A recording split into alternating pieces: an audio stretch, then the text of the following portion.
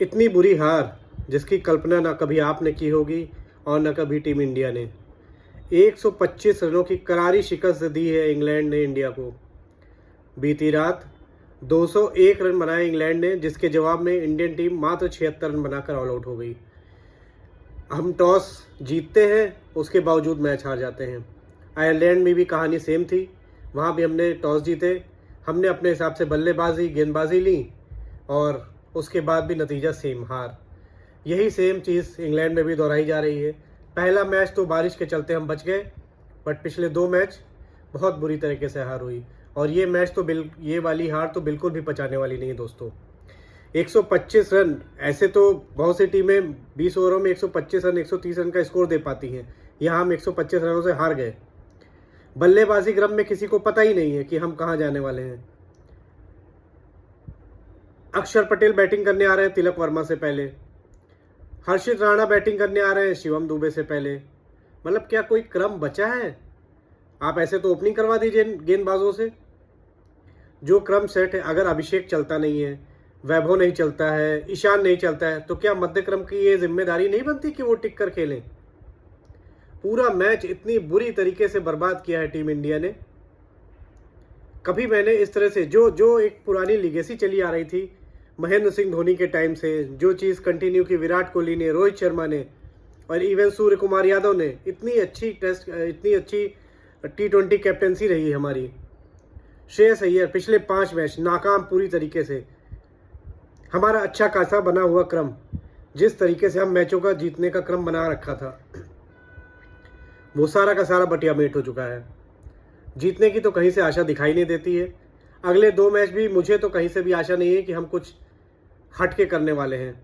चीज़ें ऐसे ही रहने वाली हैं। कोई करिश्मा हो जाए कुदरत का, वही हो सकता है। या तो इन्हें बारिश बचा सकती है, या तो फिर किसी दिन अभिषेक शर्मा या वैभव सूर्यवंशी जैसे किसी ने रन बना दिए तो हम बच जाएंगे, वरना मध्य क्रम तो पूरी तरह से फेल है।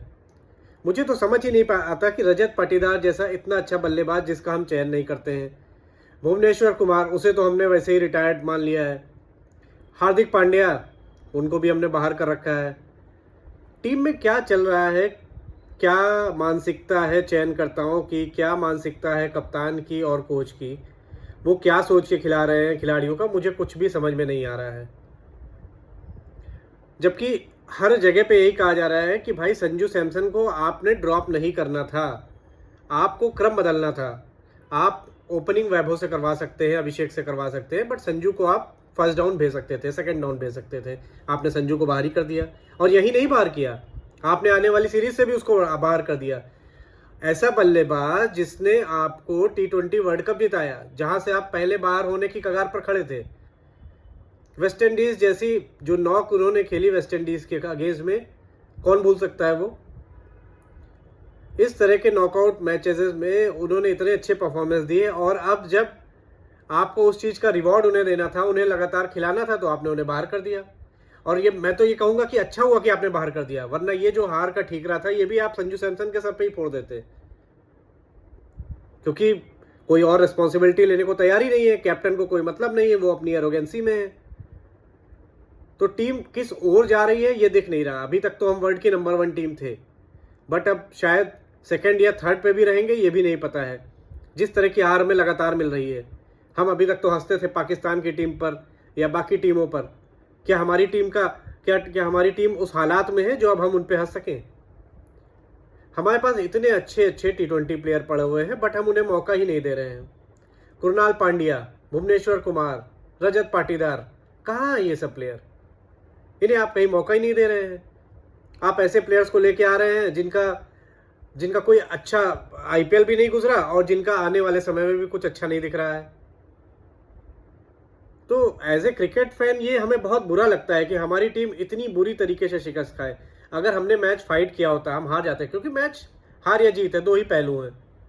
हम हार भी जाते, बट इतनी बुरी हार।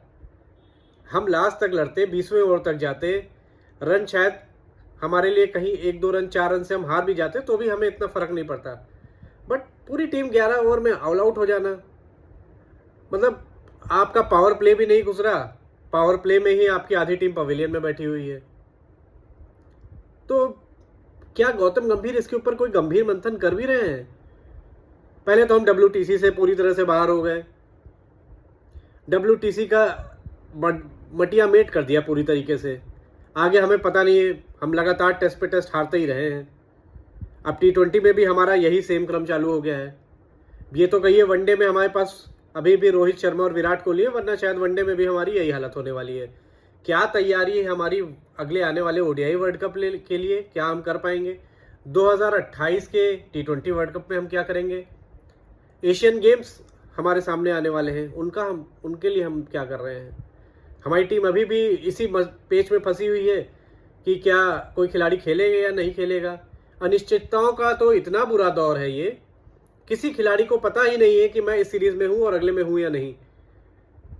संजू सैमसन को ही ले लीजिए आप, अभी वो पिछले वर्ल्ड कप में उसने इतनी अच्छी नॉक्स खेल के हमें जिताया और अगले ही सीरीज में आपने उसको बिठा दिया। तो अच्छा परफॉर्म करने वाले प्लेयर को जब ये नहीं पता है तो नए प्लेयर जो आ रहे हैं वो तो बेचारे दबाव में खेलेंगे। उन्हें पता ही नहीं है कि अगर इस मैच में हमने परफॉर्म नहीं किया तो अगली सीरीज में शायद हमें बाहर कर दिया जाए। तो आपको मौके देने पड़ेंगे प्लेयर्स को, आपको उन्हें लगातार खिलाना पड़ेगा। वैभव सूर्यवंशी को आप लेके आए, ये बहुत अच्छी बात है, बट अगर वो कुछ मैचेस जैसे पिछला और ये मैच फेल हुए तो ऐसा नहीं कि आप उसे आगे बैठा दें, आपको उसे लगातार मौके देने पड़ेंगे। संजू सैमसन भी इसी तरह से, अभी उनकी कोई ऐसी उम्र तो है नहीं कि वो रिटायरमेंट की ओर जा रहे हैं तो आपने उन्हें बिठा दिया। तो संजू सैमसन को भी आप लगातार मौके दें। गेंदबाजी में भी आपको अपने सुधार करना पड़ेगा। बुमराह को आपने बाहर बिठा रखा है, और भी कोई ऐसा फाइटिंग बॉलर दिखता नहीं है जिसकी गेंदबाजी बहुत ही धारदार हो और वो लगातार विकेट ले सके। तो गेंदबाजी में भी आपको बहुत सोचना पड़ेगा, क्योंकि जिस पिच पर आप 76 बना रहे हैं, अगली अपोजिशन टीम 201 रन बना रही है। उनके सारे बल्लेबाज 70 रन, 36, 41 बना रहे हैं। आप में से एक डबल डिजिट पाने के लिए भी लोग परेशान थे। तो टीम के हालात बहुत बुरे हैं दोस्तों। ये BCCI को, कोच को और चयनकर्ताओं को गंभीरता से लेना पड़ेगा।